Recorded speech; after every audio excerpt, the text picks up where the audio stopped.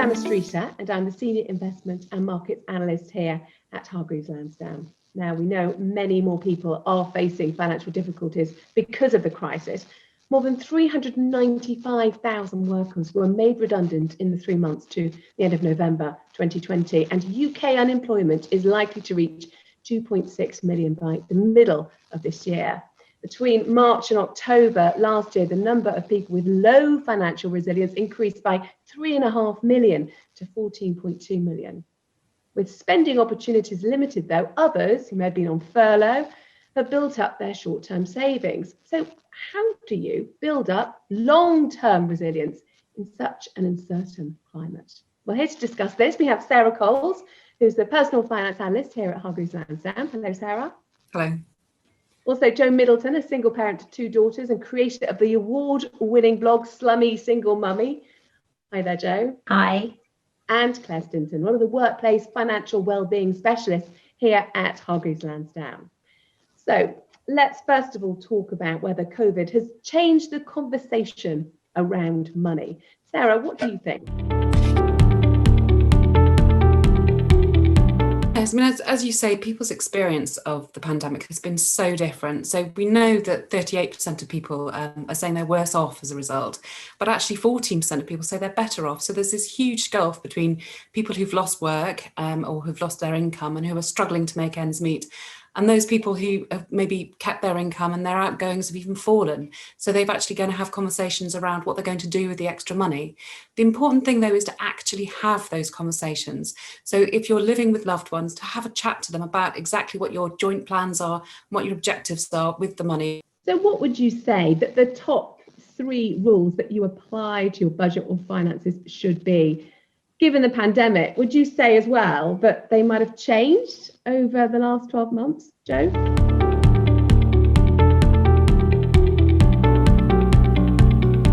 Yes, definitely, they've changed. I guess for me, the sort of top 3 things are, one is to save before you spend. I think people kind of have a tendency to think, oh, well, that's fine, saving, and then, there's never anything left over. In my experience, you always kind of spend what you've got. So making the savings a priority. I put pension contributions, go out of my account at the beginning of the month, before I've even got time to think about it. And that's one thing that's definitely changed with the pandemic, because my income has just been so much more unpredictable. Cash flow has been unpredictable, and I haven't been able to save in the same way. I think the second thing would be, thinking about priorities is you don't have to do everything. I think, especially as a single parent, you get so used to doing everything for everybody. You want to pay off your mortgage early, you want to pay off your loans, you want to save, you want to have a pension. But things like, setting up the emergency savings of 3 to 6 months, do that one first, then move on to something else. Don't feel like you have to do everything. And I guess the third thing for me would be to review your spending. I think, I've been guilty in the last 12 months, particularly, of doing things like signing up to TV subscriptions, treating myself to a magazine subscription maybe. And all of those little expenditures kind of add up and you forget about them. So just sort of reviewing what you've got going out on a monthly basis can often save you a lot of money. Yeah, those little things really do add up, don't they? Over the past 12 months, the word protection has connotations of PPE and face masks, but the pandemic really has also highlighted the need for financial protection as well, hasn't it? Why should this be a priority right now, Claire? The last year has taught us to really prepare for the unexpected, to have a plan B for what ifs. What if I am unable to work? What if I am made redundant? Or what if my income were to suddenly stop or decrease? Where possible, if you haven't already built up an emergency fund, it's time to do so. So for many people, this is 3 to 6 months worth of expenses. And I appreciate that's easier said than done. So I want to stress that it is the needs, the necessities, not the wants. If you're approaching retirement, then you probably want to put more aside than that. It's a cash cushion that can be used to cover any unforeseen circumstances, or it can buy you more time should you lose a source of income. And crucially, it will reduce the likelihood of people needing to turn to credit. Yeah, that is crucial, isn't it? But building up that cash cushion is very difficult for many people. Lots will be thinking, look, it's just simply a step too far at the moment. How should they view this, Sarah?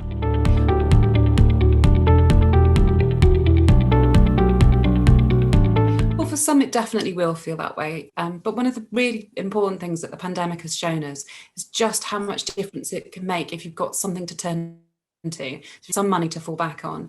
So even if you can't stretch to the 3 to 6 months worth of expenses, then it's really important to put away whatever you can afford as soon as you can afford to do so. So you've got something if your circumstances change. How has the pandemic overall affected the way we save, Claire?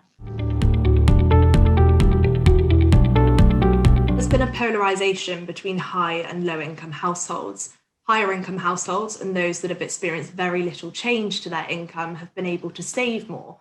Whilst they're working from home, there's fewer opportunities to spend their money on going on holiday or socialising. In December, we had 1.631 trillion in the bank. That's an increase from 1.504 trillion back in March. That means we saved 127 billion over just 9 months. So the peak was in May, and then the second highest increase was in December, where there was a flood of money coming from the NS&I savings, which really boosted the total. That's a really stark contrast to the impact that's been felt by low-income households, where they may have had to use what little savings they've had, depleted those in order to compensate for any loss of income. 1 in 3 households have lost income, but that rises to 2 in 3 for those that are self-employed. Citizens Advice have evidence that suggests that around 6 million adults have fallen behind on at least one household bill since March. So in fact, rather than save, by December last year, 8.9 million people had the opposite reality. They'd had to borrow more as a result of coronavirus. And when you lay out all of those really stark figures about debt, it's no surprise really, is it, that financial worries are the biggest cause of stress and anxiety outside of the workplace. And women are more likely to feel anxiety than men. What do you think is the root cause of this? Part of that anxiety will be likely due to socioeconomic factors. So women typically are likely to earn less. They will have long periods where they're economically inactive due to having children or childcare, and therefore that all has an impact on their savings capacity. In some instances, that lack of confidence may in fact actually be strengthened by gendered perceptions that exist around finances. Numerous studies indicate that women are statistically less confident than men when it comes to investing. 63% of millennial women admit to deferring to their male partner when it comes to long-term financial planning. So women really need to make an active choice to become financially fluent. Being in control of our money gives us more choices, and education is key to achieving financial independence and resilience.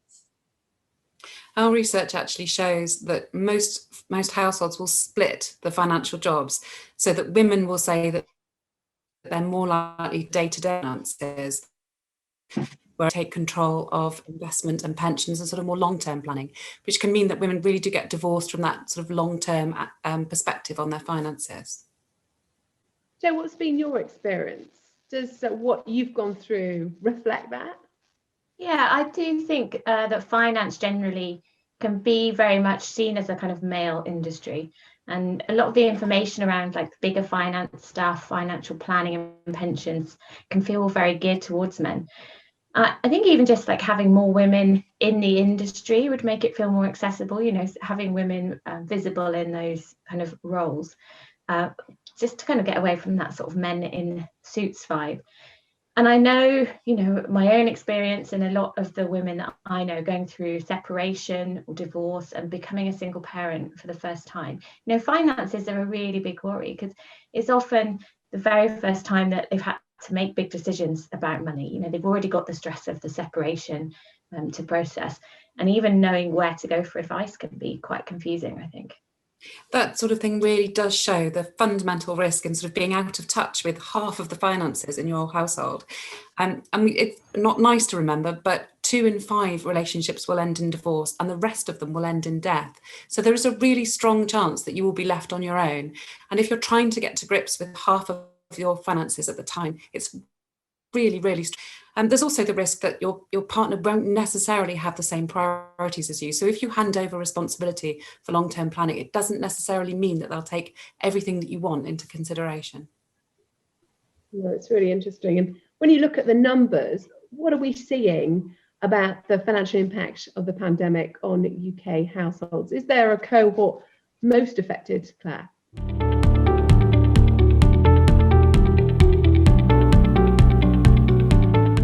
As Sarah pointed out, the pandemic has had an unequal application across society. Recent data suggests that it's those that are under the age of 30 and on the lowest income that will have been most severely impacted. And it's because that particular group of people are overrepresented in the shutdown sectors, where they will have likely lost income or worse, been made redundant. We've seen a 115% increase in the number of young women that have made a welfare claim between the months of March and November last year. Wow. Now, Jo, I want to turn to you now and talk a bit more about your experience of being a single parent, because in the UK, there are around 1.8 million single parent households, and 90% of those are headed by women. You've talked in the past about the high cost of being a single parent. What has been your experience? I mean, I've had very minimal financial support from my ex-partners, and so being a single parent has been incredibly expensive. I think as a society, we're just not set up for single parents.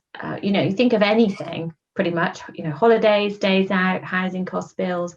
When you don't have another adult to share those costs with, it's a big deal. Even stuff that we might think of as sort of frivolous things like holidays and attractions, they're all priced in favour of two adult families. And so if you're a single parent, you end up paying over the odds. Take something like the family rail card as an example. You pay exactly the same price whether you're a two adult or a one adult household. So if you're a single parent, you're effectively paying twice as much. When you start to look at the bigger things, we see again and again how single parents miss out. You think just of the last 12 months and the financial support for freelancers. As a single parent household, you could be earning just over the cap of £50,000 and not qualify for any help at all. But as a two-parent household, you could have two adults earning £49,000 each, almost double the household income, and both parents would qualify for support. It's just there's so much unfairness in the system. It's really expensive. And there's so many extra things as well that single parents need to think about. And it's really easy to overlook some of the extra things. So one of the issues that tends to get missed is protection.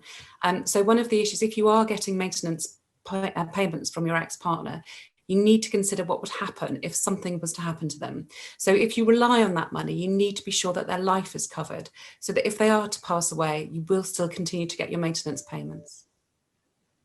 Absolutely. Longer term, there is much to be said for protecting before investing. We insure a lot of things in our private lives. We will have home and travel insurance or phone and car insurance, but we often forget about the most valuable asset, and that's ourselves. So the main trigger for people looking at whether to protect themselves or insure themselves is down to whether they have financial dependents, a spouse or perhaps children. Equally, you would need to look at the support that's already available to you. And dependent on the type of insurance, it could provide security for the future of your loved ones, or it could provide income replacement if you're unable to work. Given the significant number of redundancies that we've seen over the last 12 months, relying purely on employer-provided insurance isn't wise. It's not just about growing your wealth, but it's also about securing the future of your loved ones and protecting what you've already accumulated. Okay, so let's talk now about loans and debt. I mean, how has the pandemic affected borrowing overall, particularly for women? Sarah?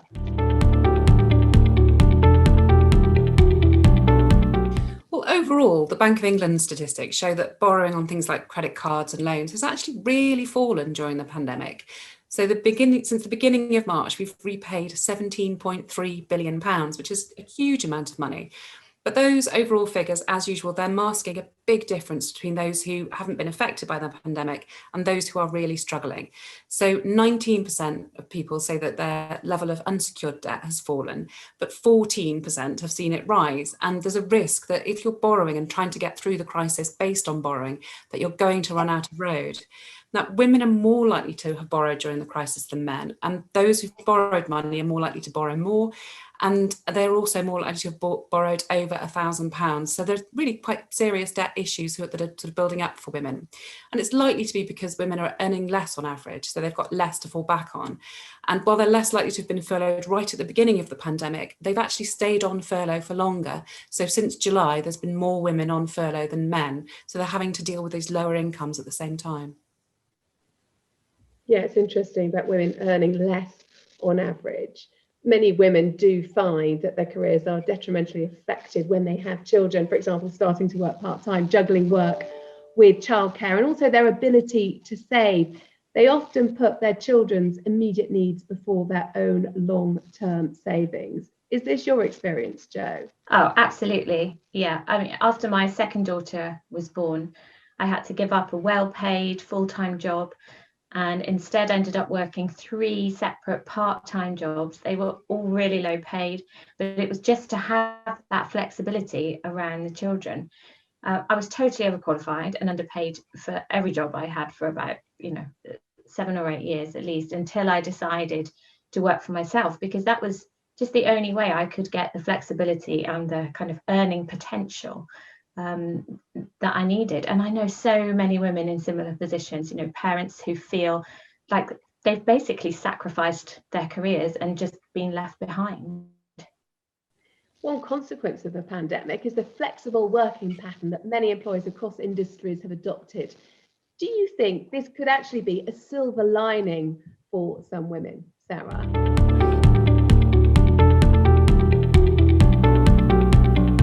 Well, yes and no. So if it takes off, then women who are juggling family responsibilities and work will hopefully be able to make some better compromises that will suit them. And there's also the hope that men who've been working from home around family will be able to take on more of the load and share some of those responsibilities. But in order to get to that point, we've got to overcome quite a lot of hurdles first. So Claire, what do you think are some of those hurdles? In lockdown, women are having to juggle both paid work with bearing the brunt of childcare responsibilities. We know that 16% of women reduced their working hours in the first lockdown for homeschooling, in comparison to just 9% of men. We also know that women are 1.5 times more likely to have quit or lost work since the first lockdown.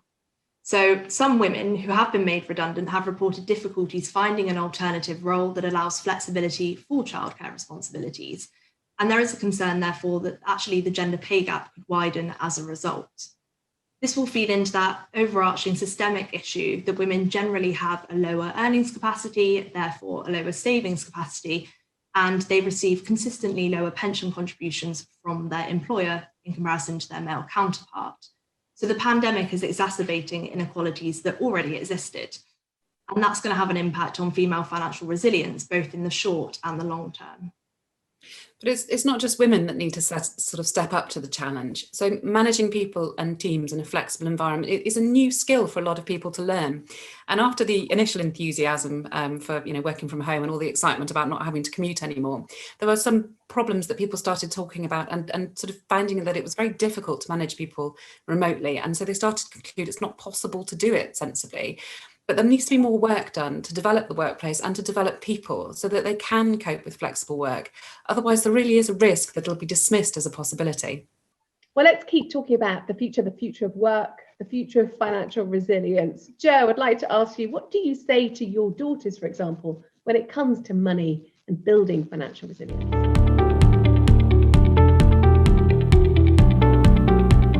Start as early as you can. Never too early to start a pension or savings. And of course, anything that you save in your 20s is worth so much more than the money that you can save later in life. I think I'd also say, don't be afraid of money. I think so many people get into debt because they're scared to face up to it. They bury their head in the sand, but it's going to catch up with you. So you may as well deal with it. And I think what you often find, what I certainly have found, is most organisations really are happy to help you, with payment plans or different options if you're struggling, as long as you're honest with them and you keep them in the loop. I know I had a lot of debt in my 20s as a result of going to university as a single parent. And, I did try and run away from it to start with. But once I kind of faced up to it and dealt with it, it was so much more empowering and really liberating. Don't ignore those letters. Well, thank you very much, Jo and Claire and Sarah. So much to think about. Plenty of organisations and individuals, whether friends, family, are there to help. It's just often starting the conversation, which can be the tricky bit, to get on the path to long-term financial resilience. We'd love you to continue the conversation online, or do get in touch with our help desk if you have anything that you'd like to talk through. For more information about any of the topics we've been chatting about, you can check out the Learn section of our website for guides, interactive tools, and some frequently asked questions. You can find it at hl.co.uk/learn. Alternatively, the Money Advice Service does offer some free and impartial resources. From all of us here, thanks very much for being with us. Goodbye.